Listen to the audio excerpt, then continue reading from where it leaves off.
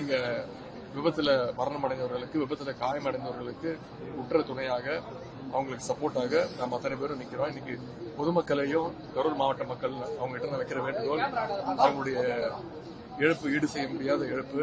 இந்த இடத்துல நான் அரசியல் பேச விரும்பல, யாரையும் அவர் சொன்ன தப்பு இவர் பண்ண தப்புன்னு சொல்ல விரும்பல. சில விஷயங்களை பண்ணாதீங்க, மரத்து மேல ஏறாதீங்க, பொதுமக்கள் இடையூறா இருக்காதீங்க, இப்படி பல விஷயங்களை சொல்றோம். இதற்கு மேல கட்டுப்படுத்துவது அந்த பர்டிகுலர் அந்த இயக்கத்துடைய தலைவருடைய, இரண்டாம் கட்ட தலைவர்களுடைய அவங்களுடைய பொறுப்பு. இது அந்த கமிஷன் அந்த ரிப்போர்ட் தகுந்தபடி முதலமைச்சர் அவர்கள் நிச்சயம் சட்டப்பூர்வமான நடவடிக்கைகளை விரைவு எடுப்பார்.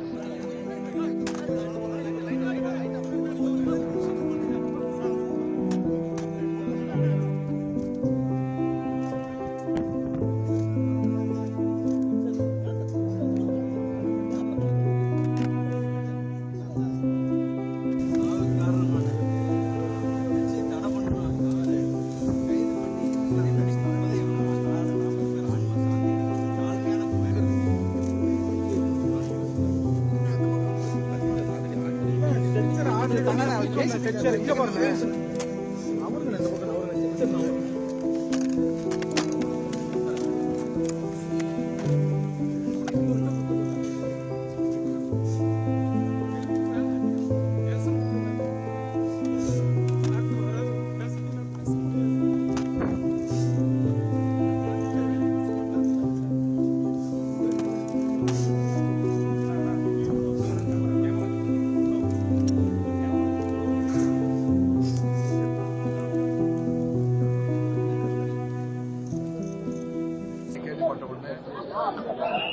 இருக்கக்கூடிய சட்டமன்ற உறுப்பினர், நாடாளுமன்ற உறுப்பினர், மாவட்ட ஆட்சியர்கள், பக்கத்து மாவட்டத்தில்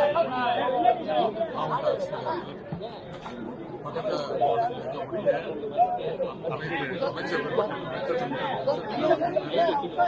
உடனடியாக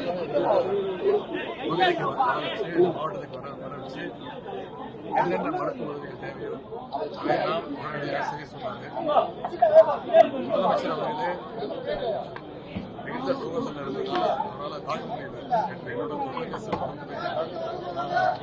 நாட்கள் ஓய்வுக்காக வெளிநாட்டில் இருந்தார். குடும்பத்தோடு வெளிநாட்டில் இருந்தார். என்னிடத்திலேயே தொடர்பு கொண்டு மிகுந்த வேதனையோடு பேசிட்டு இருந்தார். அதன் பிறகு அவரே நேற்று நள்ளிரவு 1 மணிக்கு வந்து பாதிக்கப்பட்டவர்களுக்கு தன்னுடைய ஆறுதலை சொல்லியிருக்கிறாரு. பல்வேறு கருத்துக்களை புள்ளி வராங்க அப்படின்னு சொல்லியிருக்கிறாங்க. இறந்த 39 பேர்ல பெண்கள் 17 பேர், ஆண்கள் 13 பேர், குழந்தைங்க 9 பேர் இறந்திருக்கிறாங்க. கும்பேரிசல்ல இதுல ஆண் குழந்தைங்க 4 பேர், பெண் குழந்தைங்க 5 பேர். இந்த 39 பேர்ல கரூர் மாவட்டத்தை சேர்ந்த 32 பேர், ஈரோடு மாவட்டத்தை சேர்ந்த 2 பேர், திருப்பூர் மாவட்டத்தை சேர்ந்த 2 பேர், திண்டுக்கல் மாவட்டம் 2 பேர், சேலத்தில் மாவட்டத்தை சேர்ந்த ஒருத்தர் இறந்திருக்கிறாங்க. 39 பேர்ல 30 பேருடைய உடல் அந்த பிரேத பரிசோதனைகள் முடிக்கப்பட்டு போஸ்ட்மார்ட்டம் செய்யப்பட்டு அவங்களுடைய உறவினர்கிட்ட ஒப்படைக்கப்பட்டிருக்கு. ஒவ்வொருத்தருக்கும் தனியாக ஆம்புலன்ஸ் வச்சு உறவுகளை வச்சு அவங்களுடைய இடங்களுக்கு அனுப்பி வைக்கப்பட்டிருக்கு. அவங்களுடைய உறவினர்கள்லாம் வந்து கலெக்ட் பண்ணியிருக்காங்க. இன்னும் ஒரு 9 பேருடைய உடல் பரிசோதனை பிரேத பரிசோதனை நடத்திட்டு இருக்கு. இன்னும் ஒரு 2 மணி நேரத்தில் அது முடிஞ்சிடும். வரும்போது இங்க இருக்கக்கூடிய 4 பேருடைய உடலுக்கு நம்முடைய அமைச்சர்கள், அண்ணன் செந்தில் பாலாஜி அவர்கள், அண்ணன் மாசு அவர்கள், திரு அண்ணன் மகேஷ் பிரியாமணி அவர்கள், அண்ணன் சிவசங்கர் அவர்கள், 7 அமைச்சர்கள் எங்களுடைய அமைதியை செலுத்தியிருக்கிறோம். அவங்களுடைய உறவினர்களை தைரியப்படுத்தியிருக்கிறோம். இந்த அரசு எப்பொழுதுமே அவங்களுக்கு துணை நிற்கும். எவ்வளவு ஆறுதல் சொன்னாலும் ஒரு தவிர்க்க முடியாத அவங்களுக்கு எந்த விதமான அவங்களுடைய இழப்புக்கு அளவிலே கிடையாது. அவ்வளவு பெரிய இழப்பு இது. அரசு சார்பாக என்னென்ன செய்ய முடியுமோ செஞ்சிருக்கிறோம். ஐசியூக்கு சென்று அங்க இருக்கக்கூடிய அனைத்து பேஷண்ட்ஸையும் பார்த்திருக்கிறேன். அவங்களுக்கு ஆறுதல் சொல்லியிருக்கிறேன், தைரியம் சொல்லியிருக்கிறேன். அங்க இருக்கக்கூடிய மருத்துவர்களை ஒவ்வொருத்தரையும் தனித்தனியா பேசியிருக்கிறேன். ஒவ்வொருத்தருக்கு என்னென்ன பிரச்சனை, என்னென்ன டெஸ்ட் எடுக்கப்பட்டிருக்கு, என்னென்ன டெஸ்ட் எடுக்கணும், இன்னும் எத்தனை நாள் குணமடைவாங்க அப்படின்னு அவங்களோட நான் கேட்டு அந்த செய்திகள் அறிஞ்சிருக்கேன். அதை முதலமைச்சர்கிட்ட அப்டேட் செய்ய போறேன். மருத்துவர்கள் ஃபுல் ஃபோர்ஸ்ல இறங்கி அவங்களால செய்ய முடிஞ்ச அத்தனை பணிகளை இங்க செஞ்சுட்டு இருக்காங்க. இன்னும் சொல்ல போனா இன்னைக்கு கரூர் மாவட்டத்தில் இருக்கக்கூடிய இங்க இருக்கக்கூடிய 200 மருத்துவர்கள் பணியாளர்கள் மருத்துவ பணியாளர்கள் இந்த பணியில் ஈடுபட்டிருக்கிறாங்க. அது தவிர சேலத்திலிருந்து 30 மருத்துவர்கள், நாமக்கல்ல இருந்து 9 மருத்துவர்கள், மதுரையில இருந்து 49 மருத்துவர்கள் பிளஸ் செவிலியர்கள், திண்டுக்கல்ல இருந்து 22 பேர், புதுக்கோட்டையிலிருந்து 3 மருத்துவர்கள், கோவையிலிருந்து 7 மருத்துவர்கள், திருச்சியிலிருந்து 25 மருத்துவர்கள், இப்படி மற்ற மாவட்டங்களிலிருந்து மொத்தம் 145 மருத்துவர்கள், கரூர்ல இருந்து 200 மருத்துவர்கள்னு 345 மருத்துவர்கள் இங்க இந்த பணிகளில் ஈடுபட்டு இருக்காங்க. அது மட்டும் இல்ல, மாவட்ட ஆட்சித்தலைவர்கள் இந்த கரூர் மாவட்ட ஆட்சித்தலைவரோடு சேர்ந்து திருச்சி மற்றும் திண்டுக்கல் மாவட்ட ஆட்சித்தலைவர்கள் தொடர்ந்து ஒருங்கிணைப்பு பணிகளை எல்லாம் மேற்கொண்டிருக்கிறாங்க. சட்டமன்ற உறுப்பினர், நாடாளுமன்ற உறுப்பினர், மாவட்ட ஆட்சித்தலைவர்கள், அமைச்சர் பெருமக்கள் அத்தனை பேரும் இங்க விபத்துல மரணமடைந்தவர்களுக்கு, விபத்துல காயமடைந்தவர்களுக்கு உற்ற துணையாக, அவங்களுக்கு சப்போர்ட்டாக நம்ம அத்தனை பேரும் நிக்கிறோம். இன்னைக்கு பொதுமக்களையும் கரூர் மாவட்ட மக்கள் அவங்க கிட்ட வைக்கிற வேண்டுகோள், அவங்களுடைய இழப்பு ஈடு செய்ய முடியாத இழப்பு. எனவே அவங்களுக்கு அத்தனை வகையிலும் இன்னும் இந்த இழப்பு இன்னும் அதிகமாகக்கூடாதுன்னு மருத்துவர்கள் அறிவுரை கொடுத்து சொல்லியிருக்கிறோம். அவங்களால முடிந்த அளவுக்கு இந்த முயற்சிகள் எடுக்க சொல்லியிருக்கிறோம். இதற்கு மேல இழப்பு இருக்கக்கூடாதுன்னு நாங்கள் நம்புறோம். இனிமேல் இது மாதிரி விபத்துகள் நடக்கக்கூடாது. அதற்கு இந்த அரசு முழு நடவடிக்கை எடுக்கும். முதலமைச்சர் இருக்குன்னு சொல்லியிருக்கிறாங்க. ஓய்வு பெற்ற நீதியரசர் அருணா ஜெகதீசன் அவங்க தலைமையில் கமிஷன் அமைக்கப்பட்டிருக்கு. எனக்கு கிடைத்த தகவல்படி அவங்க மதியம் 1 மணிலிருந்து 1:30 மணி அளவில் இந்த கரூருக்கு வர இருக்கின்றாங்க. மருத்துவமனைக்கு வந்து ஒவ்வொரு பேஷண்ட்டுக்கிட்டையும் அவங்களோட கருத்துக்களை பதிவு செய்வாங்க. அதே மாதிரி அந்த விபத்து நடந்த இடத்துக்கும் அவங்க செல்ல இருக்கிறாங்கன்னு நான் நம்புறேன். எனவே அவங்க கொடுக்கக்கூடிய அந்த கமிஷன் அந்த ரிப்போர்ட் தகுந்தபடி முதலமைச்சர் அவர்கள் நிச்சயம் சட்டப்பூர்வமான நடவடிக்கைகளை விரைவு எடுப்பார். பத்திரிகை நண்பர்கள், நீங்க தயவு செய்து மனிதாபிமானத்தோட இந்த பிரச்சனையை அணுக வேண்டும்.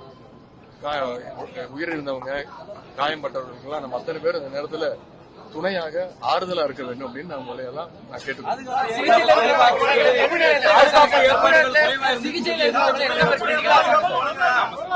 பாதுகாப்பு ஏற்பாடுகள் குறைவு காரணமாக தான் இந்த நடந்திருக்கு எதிர்கட்சித் தலைவர் சொல்லியிருக்காரு. அது எதிர்கட்சித் தலைவர் அதை வைக்கக்கூடிய விமர்சனம். முதலமைச்சர் அவர்கள் பார்த்திருக்கிறாங்க. எதிர்கட்சித் தலைவர் அவர்களே அதே இடத்துல 2 நாட்களுக்கு முன்பு தன்னுடைய பிரச்சாரத்தை மேற்கொண்டிருக்கிறாங்க. டிஜிபி அவர்கள் நேற்று தெளிவாக எவ்வளவு கூட்டம் வந்தது, எவ்வளவு கூட்டம் வரும்னு சொல்லப்பட்டது, எவ்வளவு பாதுகாப்பு கொடுக்கப்பட்டிருக்கு, எவ்வளவு அதிகமான பாதுகாப்பு கொடுக்கப்பட்டிருக்கு, எவ்வளவு தாமதமாக ஒவ்வொரு கூட்டமும் நடத்தப்பட்டிருக்கு அப்படிங்கிற தெளிவாக விளக்க சொல்லியிருக்காங்க. இந்த இடத்துல நான் அரசியல் பேச விரும்பல, யாரையும் அவர் சொன்ன தப்பு இவர் பண்ண தப்புன்னு சொல்ல விரும்பல. அதற்காக அந்த கமிஷன் அமைக்கப்பட்டிருக்கு. ஓய்வு பெற்ற நீதியரசர் அவங்க வராங்க. அவங்க வந்து தீர விசாரிச்சு விட்டு அவங்க கமிஷன் ரிப்போர்ட் கொடுப்பாங்க. அதன்படி அப்ப மக்களுக்கு உண்மை தெரியும். அதன்படி சட்டப்படியான நடவடிக்கை. நெரிசல் அதிகமாயிருச்சு. பெரம்பலூர்ல பண்ண மாதிரி இங்கேயும் வர விடாம கூட்டம் தடுத்திருக்காங்க. பிரிகாஷன் பண்ணிட்டு இழப்பு ஏற்பட்டிருக்காங்க.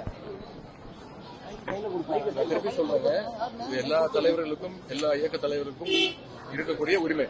மக்களை சந்திக்கிறது, அவங்களுடைய கழகத்தினர், அவங்களுடைய இயக்கத்தை சேர்ந்தவங்க சந்திச்சு பேசுறது அவங்களுடைய உரிமை. அது ஜனநாயக கடமை. அதை யாராலும் தடுக்க முடியாது. ஆனா நம்மளுடைய காவல்துறை ஒரு தடவை பார்க்கும்போது கூட்டம் அதிகமா இருக்கு, அவங்க செய்யக்கூடிய காரியங்கள் அதெல்லாம் பார்க்கும்போது நம்ம ஒவ்வொருத்தரும் அவங்க கிட்ட ரிக்வெஸ்ட் பண்றோம், சில விஷயங்களை பண்ணாதீங்க, மரத்து மேல ஏறாதீங்க, பொதுமக்கள் இடையூறா இருக்காதீங்க, இப்படி பல விஷயங்களை சொல்றோம். இதற்கு மேல கட்டுப்படுத்துவது அந்த பர்டிகுலர் அந்த இயக்கத்துடைய தலைவருடைய, அந்த 2ஆம் கட்ட தலைவர்களுடைய அவங்களுடைய பொறுப்பு. இது ஒரு கட்டுக்கணக்காக கூட்டம் வரும்போது கரெக்டா டயத்துக்கு வரணும். இந்த மாதிரி நிறைய விஷயங்கள் இருக்கு. அது இனிமே நடக்காம பாத்துப்போம். நீங்க அவர்கிட்ட கேட்கணும். கமிஷன் ரிப்போர்ட் கொடுக்கும். அவரும் வராரு, உங்களை எல்லாம் பாத்துட்டு தான் போறாரு. தயவு செய்து அவரையும் கொஞ்சம் 2-3 கேள்வி கேளுங்க. என்னங்க